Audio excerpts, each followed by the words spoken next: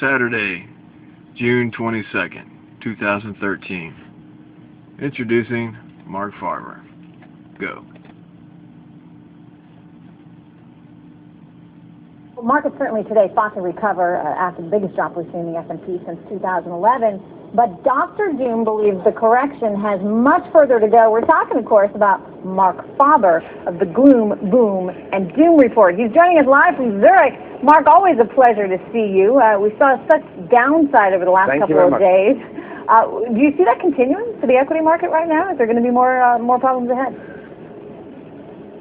Well, right now, equities, bonds, and gold are very oversold, and they can easily rally. On the S&P, we could rally like 40, 50 points, but I do not expect a new high. And just in case a new high would be achieved in the next 2 months or so, it would not be confirmed by the majority of shares. In other words, very few stocks would lead the advance. In terms of bonds, they're also incredibly oversold, and whereas sentiment about equities is actually still rather positive, and all these super bulls still predict the market to continue to rise into 2014, 2015. In bonds and in gold, sentiment is by historical standards incredibly negative. In other words, as a contrarian, I would rather buy bonds and gold than equities. Yeah, but if in fact Mr. Bernanke means what he says, Mark, and he's going to start tapering sooner rather than later, isn't that going to send you higher? What? If you say that if he means what he says, then you believe in Father Christmas. He said if the economy does not meet the expectations of the Fed in 1 year's time, they will consider additional measures. In other words, if the economy hasn't essentially fully recovered by mid-2014, more QE will be forthcoming. And as I said already 3 years ago, we're going to go with the Fed to QE 99. Mark, you are in Zurich. You've seen Switzerland buffeted by Europe, buffeted by what we've seen in America. One of the themes here this week has been the deflation or disinflation of Europe. We see very low inflation in the United States. As you invest forward, long on gold, long on bonds, are you doing that with a backdrop of no inflation? Well, I think investors have a misconception about what inflation is, because it's essentially an increase in the quantity of money and credit. And we have wage deflation in the world, in real terms for sure. In other words, real wages are going down, and the cost of living everywhere are going up.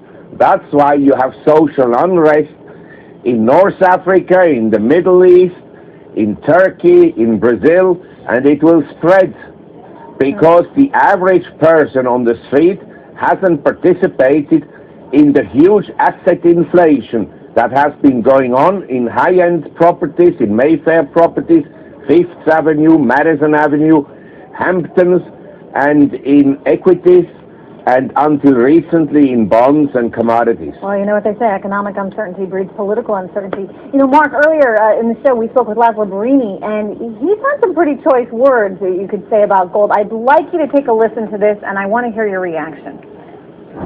Are you short gold? Are you short the gold miners? It's our biggest short. Biggest short. It has been for 18 months. Okay, Mark, you heard him. It's his biggest short right now, gold. What do you say? Well, to that I respond. There are many people out there, they never owned an ounce of gold in their lives. They were bearish about gold at $300, bearish about gold at $700, bearish about the stock market in 2009 when the S&P was at 666. Now they're bullish about stocks, and they're still bearish about gold. Now the commercial hedgers, these are professional miners, mining companies, and people involved in gold trading. Right. They have the lowest short exposure since 2001, when gold was at $300. Similarly, In the silver market, the commercial hedgers, again, the professionals, have the lowest short exposure since 2001.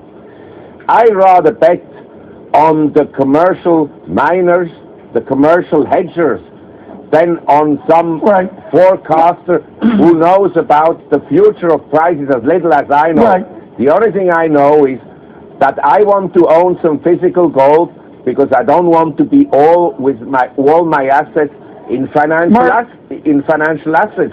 I want you to address the one-way play in America. I want to come out of the rarefied atmosphere of Dr. Faber.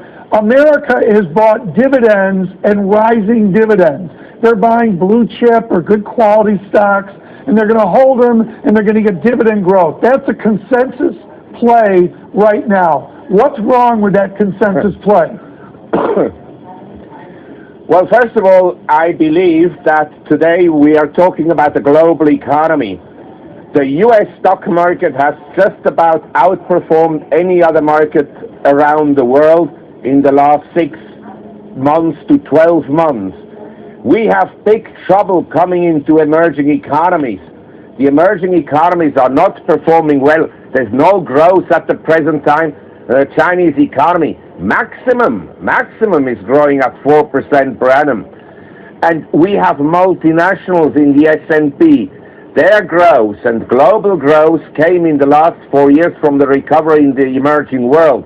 If the emerging world doesn't grow, the global economy will not perform well, and corporate profits, as we just saw today from Oracle, will disappoint, and stocks won't be the best investment in the world. What is that? You said stocks won't be the best investment in the world? Will not be a very good investment. I think the market is on the high side. Corporate profits are inflated, and I think we could easily, from the recent high, May 22nd, at 1687 on the S&P, drop by 20 to 30%, easily. Where do you see gold heading, Mark, by year end? Well, I think we will be higher by year end, but I'm not worried where we are. I have said that I buy gold regularly, and I just bought today at 1300, and I will buy more at 1200 and more at 1100. So it sounds like you're telling us it's going down before it's gone back up. No, I don't know. I'm not a prophet. I don't know exactly where the price will be on a month-by-month basis, but I want to have some wealth, some of my assets in physical gold, because I can see a lot of problems coming into the world, including expropriation through taxation or through regulation or even through revolution and social strife. Mark, thank you so much. Marc Faber, very late at night from Hey, real quick, before we do good night, 10-year yield, where's it going to be? We're watching it. It creeps up to 2.5. Does it keep, where do you see it going? Well, actually, I am tempted to buy a 10-year treasury at a yield of 2.5%. I think we will rebound in the treasury market. In other words, yields will go down first, and if they go up further, it's going to kill the economy, including the housing market. All right, we're going to leave it there. Marc Faber, thank you. I think this is great. I think it's great. I'm going to play it right here, right now. A prophet. Okay, you said he's not profiting by dollar cost losses all the way down 1,300, 1,200, 1,100. The brave Marc Faber. Marc Faber, thank you so much. Greatly appreciate it. Absolutely. It's my pleasure. Thank you. From Zurich, late at night in Zurich, on a Friday night. Go have some fun, Mark. Yeah, okay. People don't understand gold. Gold is money. When somebody like Warren Buffett says that